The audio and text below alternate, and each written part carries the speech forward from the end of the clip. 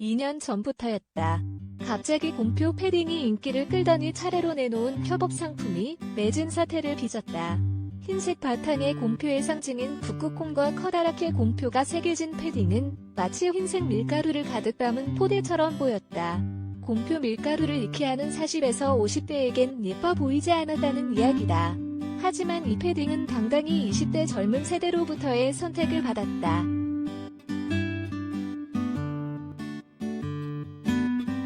마케팅 업계는 들썩였다. 대체 공표가 무엇을 하였길래 갑자기 그것도 20대 사이에서 급부상한 기업이 되었는지 궁금해했다.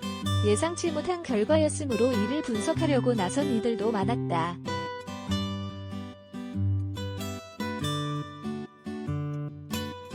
우선 공표는 대한제분의 밀가루 브랜드이다. 이 대한제분이 어떤 기업인가 하면 1952년에 세워져 국내의 제분 업계를 이끌어온 밀가루의 산증인이다.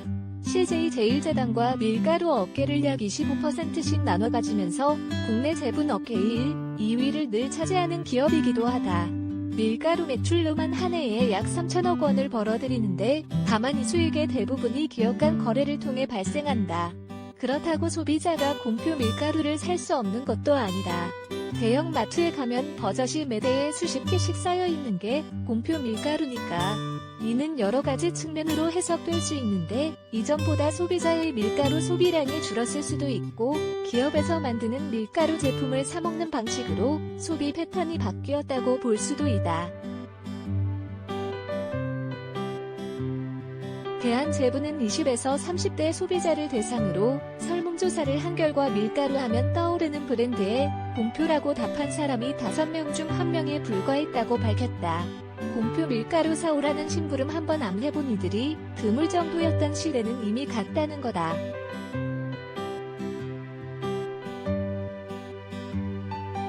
이에 대한 제분은 20, 30대 소비자에게 밀가루는 공표라는 브랜드 인지도를 높여야 할 필요성을 느꼈고 젊은 소비자들이 반응할 수 있는 색다른 마케팅에 펼치기로 마음먹었다. 그렇게 탄생한 제품이 공표의 티셔츠와 패딩이었다.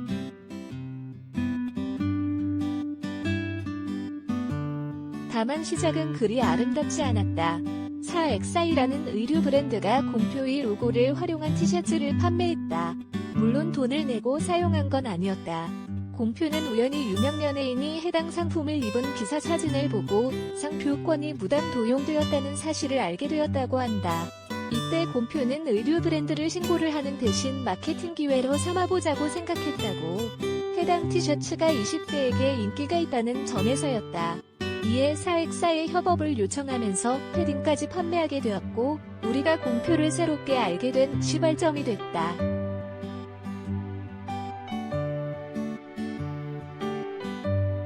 그 이후 치약, 화장품, 팝콘 등을 판매하며 협업의 상징이 된 공표는 맥주로 세상의 이름을 확실히 각인시킨다. 맥주를 시원하게 들이켜는 귀여운 북극곰이 그려진 공표 맥주는 잠깐이지만 국내 대형 맥주 제조사 상품을 누르고 매출 1위에 등극한다.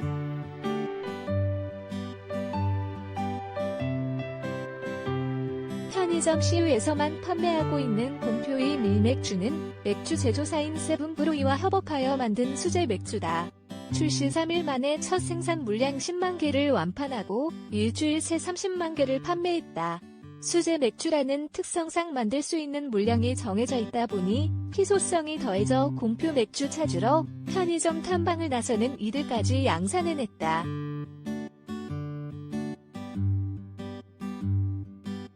이를 본 기업들은 앞다투어 협업에 열을 올렸다. 바두갈 초콜릿, 유성 매직 음료수, 우유병 보디워시, 딱풀 사탕 등이 연달아 출시됐다. 하지만 이런 제품을 본 소비자들은 공표 맥주와는 전혀 다른 반응을 보였다.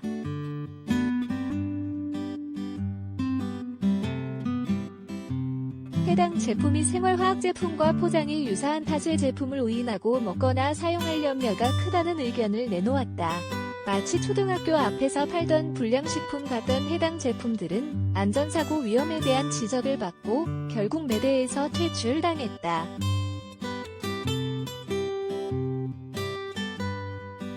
이런 문제가 발생한 건 소비의 흐름을 이끄는 20에서 30대가 제품을 구매할 때 가성비나 실용성이 아닌 재미와 즐거움을 추구한다는 뜻에서 나온 펀슈머가 마케팅의 화두로 떠오르면서부터다. 펀슈머랑 재미과 컨슈머, 소비자를 합친 신조어다. 물건을 구매할 때 재미있는 상품을 선호하거나 소비 과정에서 실용성보다는 즐거움을 추구하는 소비자를 가리키는 의미다.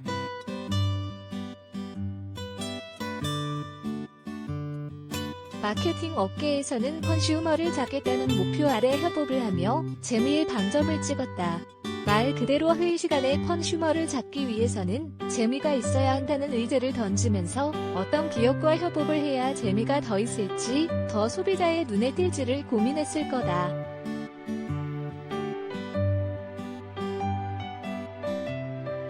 하지만 공표의 사례를 보면 절대로 밀가루 회사라는 점을 잊지 않았다는 것을 확인할 수 있다.